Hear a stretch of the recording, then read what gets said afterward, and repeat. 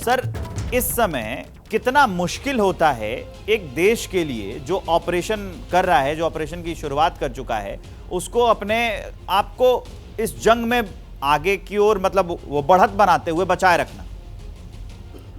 देखिए, दो चीज़ें हैं। एक तो जंग के साथ ह्यूमन ट्रेजेडी जो है ये इसके साथ जुड़ी हुई है, और एक समाज या एक देश ह्यूमन ट्रेजेडी को पीछे रखते हुए किस तरीके से जंग में आगे बढ़ के अपने स्टेटेड ऑब्जेक्टिव को प्राप्त करता है, वही उस देश का नेशनल कैरेक्टर है।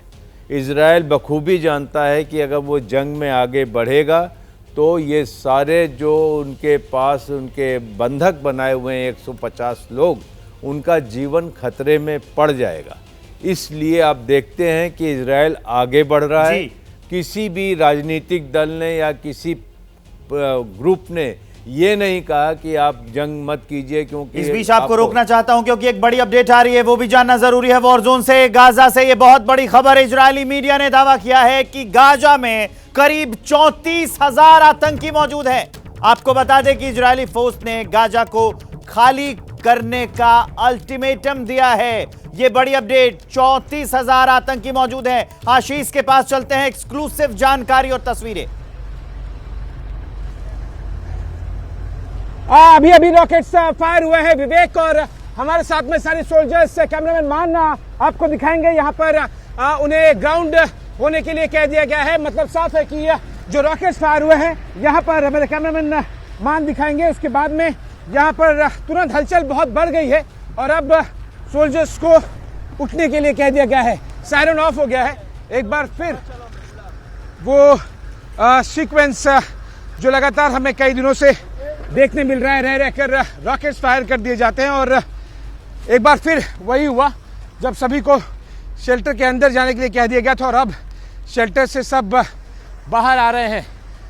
हमास है कि मानने को तैयार नहीं है। बहुत ज़्यादा बमबारी की जा रही है इजरायली फोर्सेस द्वारा, लेकिन सायरन बजा लगभग 1.5-2 मिनट पहले और सभी को तुरंत ही शील्ड लेने के लिए कह दिया गया, जो कि ये सोल्जर्स भी अपनी क्विक रिस्पॉन्स टीम जो इन्फेंट्री कैरियर व्हीकल्स है उसके अंदर जा रहे थे, वो भी रास्ते में रुक के वो बाहर आ गए। मेरे कैमरामैन मान आपको दिखाएंगे जो सामने बंकर है, उन्हें वहाँ पर भी जर्नलिस्ट और जो इजरायली डिफेंस फोर्सेस हैं उनको मूव करने के लिए अंदर कह दिया गया था। ये देखिए, कैमरामैन मान आपको उन धुओं के छल्ले दिखाएंगे जो कि हमास द्वारा जो रॉकेट्स दागे गए थे उन्हें न्यूट्रलाइज किया गया था।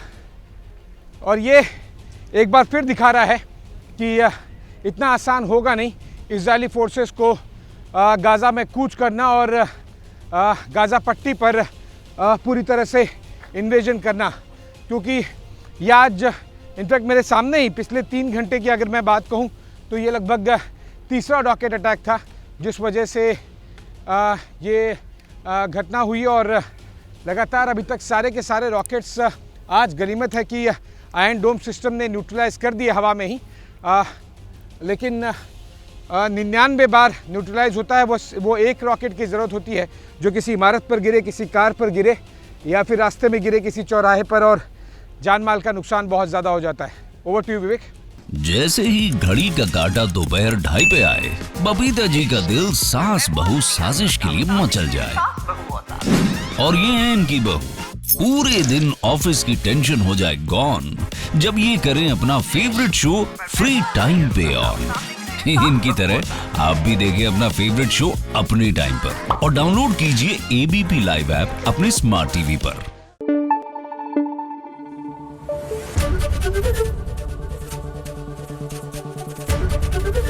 एबीपी न्यूज आपको रखे आगे।